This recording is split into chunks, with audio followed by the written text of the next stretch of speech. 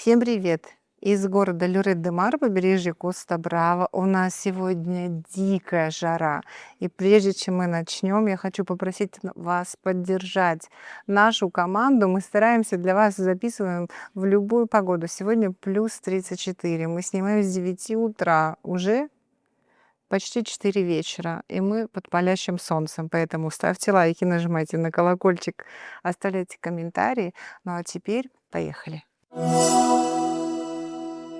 Вы очень часто жалуетесь, что я вам показываю какое-то старье. Да, так получается. У нас очень мало строится нового жилья. Поэтому объект, который я показываю вам сегодня, заслуживает самого большого вашего внимания, потому что это новая вилла с панорамнейшим видом на море. Находится в поселке Сьерра-Браво. И несмотря на то, что мы находимся в Люрет-де-Мар, здесь всегда тихо, спокойно и не шумно. Дом новый, поэтому есть какие-то детали, которые еще не закончены.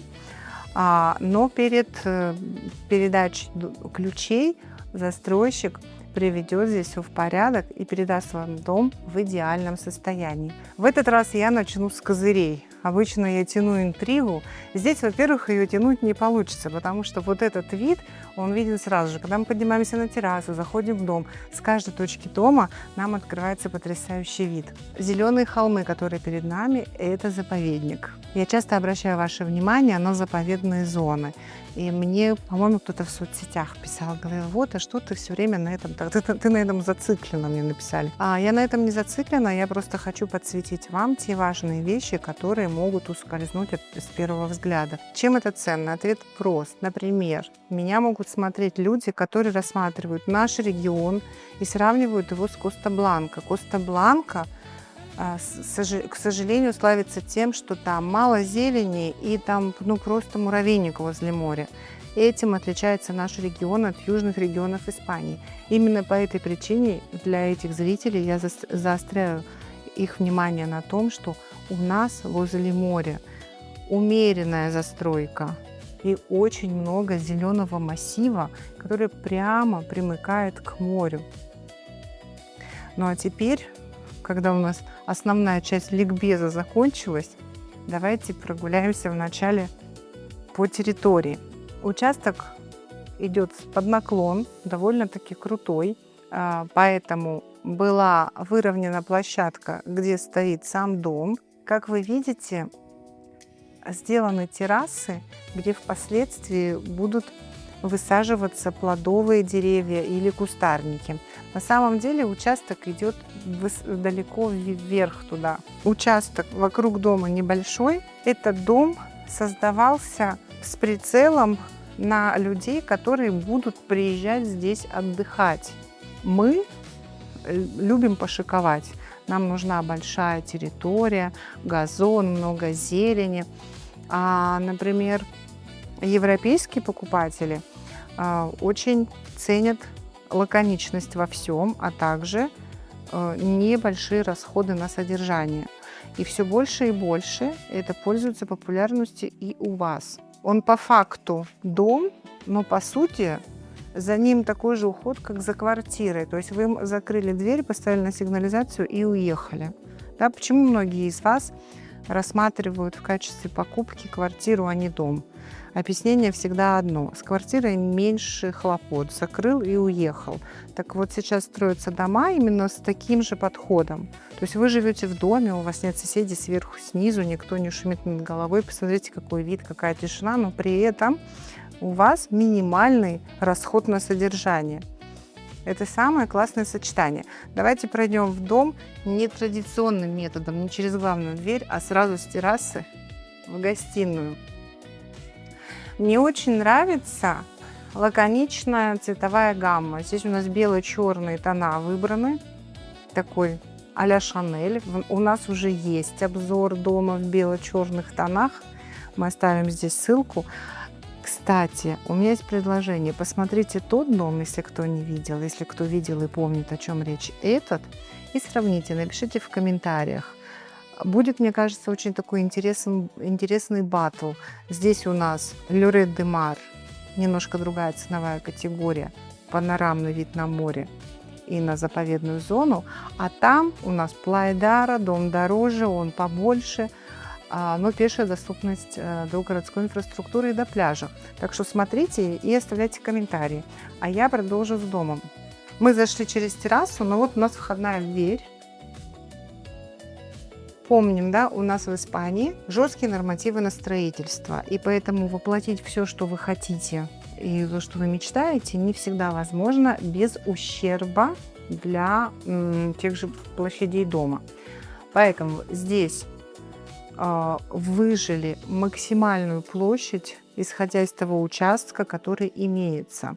Поэтому кто-то из вас скажет, а почему мы входим и попадаем сразу в кухню? Почему нет отдельно прихожей, отдельной кухни? Это можно было сделать, но тогда бы у нас, ну, условно говоря, кухня начиналась бы отсюда, потому что здесь была бы стенка, поставили бы тут прихожую, и визуально дом сразу проиграл. А так, когда мы входим, мы сразу попадаем в открытое пространство, а самое главное, вот наш взор сразу упирается на вид открывающийся. Панорамное остекление. Оно, конечно же, визуально придает очень много объема в самой комнате.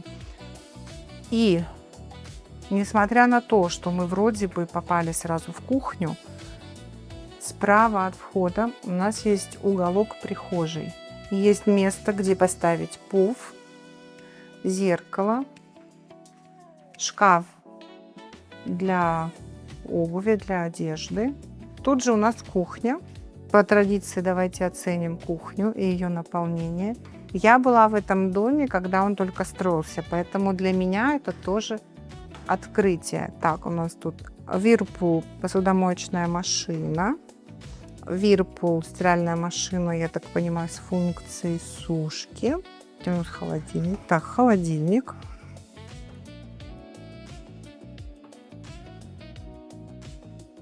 В целом кухня очень даже вместительная. Да, все открывается от нажима. Микроволновка, духовка, все это у нас тоже Whirlpool. Единственное мое замечание, вот это нужно ставить сюда. Но я понимаю, почему так сделано. Тут зона воды, раковина, стиральная машина, посудомойка. Вот, но я бы, конечно, вот это просится сюда. Но в целом реорганизовать это не так сложно. Вот эту фишку оценит не каждый. Если вы боитесь ходить по стеклу, я вам покажу снизу. Это очень классная комната. Она с подсветкой. Винная комната, и если вы коллекционер вина, то есть смысл был какой? На винодельнях иногда можно встретить такого рода, то есть там хранится вино в бутылках, и вы сверху, оно подсвечивается, и вы сверху увидите коллекцию вина. Вот тут такой же принцип, там поддерживается температура, то есть вот представьте, когда этот винный погреб будет наполнен дорогим коллекционным вином, и вы сможете, в вечернее время, представляете, как красиво, у вас уже такое темное море на закате с какими-нибудь ярко там красными, оранжевыми всполохами, тут у вас вино подсвечивается снизу, хочешь не хочешь, бокальчик да нальешь. Гостевой санузел с душевой. Это на тот случай, если вдруг после бассейна хочется принять душ. Возможно, кому-то эта комната покажется маленькой для того, чтобы разместить здесь диванную зону и столовую. Но представьте себе, что вот тут у вас появился диван. Он может быть отдельный, либо диван-шезлонг угловой. А ближе к кухне обеденный стол. Я думаю, что вы теперь понимаете, что здесь можно прекрасно разместить мебель и еще остается место. Эта терраса предназначена для обедов, завтраков и ужинов на открытом воздухе с видом на море. А здесь вы можете разместить лежаки. Но у меня есть и еще другой вариант. Здесь мы ставим барбекю. А в той зоне мы устанавливаем шезлонги. Если кому-то хочется больше деревьев, насаждений на участке, к вашим услугам вся вот эта территория. Во-первых, вы можете здесь посадить зеленые ограждения для того, чтобы отделиться от улицы. Пустить вьюн. Идемте наверх. Видите, тут очень построено все воздушно. Лестничный пролет, ведь у нас лестница не глухая, она как будто висит в воздухе. Стеклянное ограждение. Это все для того, чтобы создать вот это ощущение полета, воздушности, как я уже сказала. На этом уровне у нас расположены спальни. Спальня-суит со своим террасом. Они все с выходом на террасу, но, как вы понимаете, мы находимся в главной спальне, поэтому с этой стороны терраса пошире. Боже, как тут хорошо. Мы так устали, нам так жарко. Я бы на этой террасе сидела и сидела. К тому же виды... Вот вы видите, я инстинктивно села не лицом к морю, а лицом к горам. Когда ты живешь у моря, им лучше всего любоваться, сидя на пляже, прибоем, который тебя успокаивает. А жить надо в окружении зелени. И вот посмотрите, мы выше облаков. Видите, там какие облака? Все, что вы видите, вот это вот синее, синее, синее, это на самом деле море. Сегодня из-за жары сгустились вот эти облака. На самом деле это не столько облака, сколько испарения, которые поднимаются, когда резкая жара возникает. И поэтому мы горизонт просматриваем не очень хорошо. Но даже сейчас он прекрасен. Посмотрите, какая сочная зелень, ярко-зеленая на фоне синего моря. Вот сколько мы тут снимаем? Ну, минут 30 мы уже в доме. Не проехала ни одна машина. Никакого шума. Место для платяного шкафа встроенного. Обращаю внимание ваше на вот это вот стеклянный угол, так, если можно назвать. Да. У нас витражи здесь, витражи по этой стороне.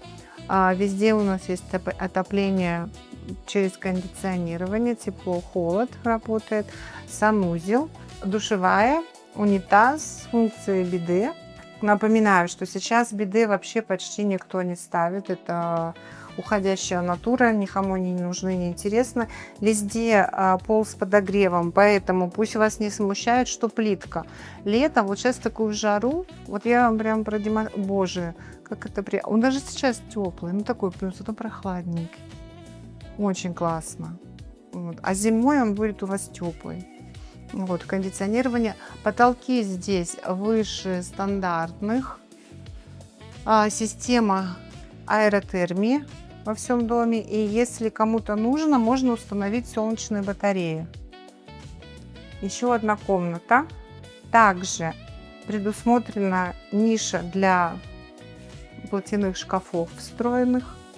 Но все обращено на море. То есть вот если кто-то ищет себе фронтальный вид на море, на горы, на зеленые холмы, вот это этот вариант.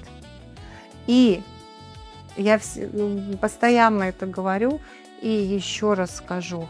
Вы все ругаете Лёрет за то, что он перегружен туристами. Да, центр Лёрета такой и есть. И я не скрываю этого от вас. Но Лёрет, он очень разный. Вот это тоже Лёрет-де-Мар. Тут тихо, спокойно птички поют.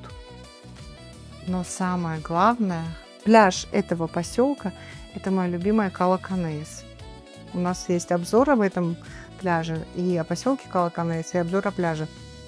Так что посмотрите. Я, кстати говоря, в обзоре про Кала-Канеис как раз таки показывала с Кала-Канеис вот этот поселок Серра-Браво. Вот мы находимся сейчас в нем.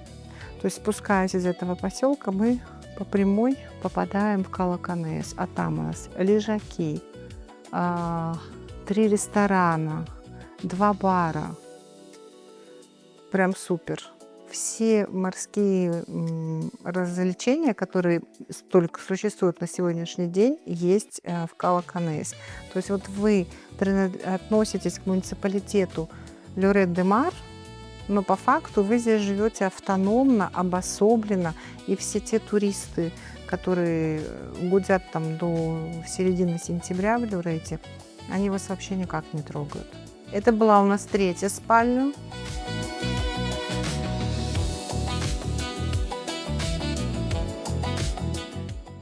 И этот санузел с ванной, потому что подразумевается, что какая-то из спален будет для детей, а детей, напоминаю, очень часто купают в Испании в ваннах, то есть ванны – это прерогатива детей, а мы, взрослые, моемся под душем. Но никто вам не может запретить воспользоваться ванной тоже. И небольшая комната, которая может быть гардеробной. По факту, если кому-то вдруг не нужен шкаф платяной в комнате, могут сделать здесь гардеробную.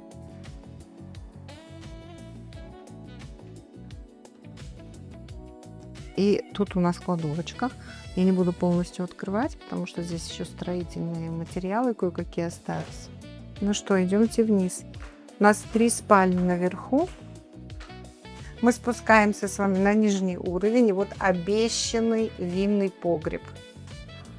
Как красиво все сделано. Ой, ну так прохладненько. Мы тут остаемся до конца съемок. Пусть за нас кто-нибудь порассказывает, поснимает. Но вообще очень интересная идея. Знаете, такая изюминка этого дома. И я думаю, тот, кто купит этот дом, он, конечно, будет использовать эту фишку для привлечения внимания, для, так сказать, для того, чтобы вызвать удивление в глазах своих гостей. Я показываю вот такую. Но, в общем-то, здесь можно это использовать и как подъемник, например, да, в качестве лифта. Поставить какой-то лифт. И гараж. Что мне нравится в этом гараже? Во-первых, нету крутой рампы, а во-вторых, даже, видите, сделан уклон, но он очень мягкий, и в целом на какой-то машине с низкой посадкой сюда можно будет заехать. Вот об этом уже подумали. Автоматические ворота, широкий въезд, никаких колонн. Очень часто я даже в новых, только построенных домах, бывает, встречаю вот какую-то глупую планировку гаражей. Вроде как гараж не самое важное в доме, но когда у тебя новый прекрасный дом, а в гараж сложно заехать, ну, такое себе. И при желании вы можете использовать эту часть под гараж для парковки. Так-то можно и сюда заехать на машине. Ну, например, отделить этот блок, если вам нужна дополнительная кладовка, да? Либо оставить это под парковку, а закрыть эту часть. И у вас будет такая аккуратная кладовка, где будут храниться всякие вещи, а тут будет всегда красиво прибрано. Я просто маньяк, мне нужно, чтобы всегда все было внешне, вот, чтобы все было по своим местам, поэтому для меня кладовки это прям в доме они должны быть обязательно. Эта комната техническая, здесь у нас находится система аэротермии, очистка бассейна, как я люблю говорить, сердце дома, оно здесь, все управляется отсюда. Тоже удобно, что все оборудование даже для бассейна находится в одном месте, в одной комнате. Что-то сломалось, какой-то техник должен приехать, он через гараж прошел, ему даже не надо подниматься в зону бассейна, он все будет делать отсюда. Это очень грамотно, очень удобно.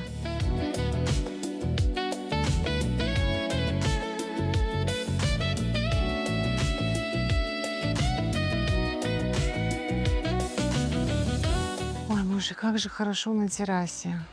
Вот только в летнюю жару вы сможете оценить, насколько классно жить подальше от моря. Вот мы были у моря внизу, но там реально сейчас нечем дышать. Поднимаешься наверх, та же самая температура.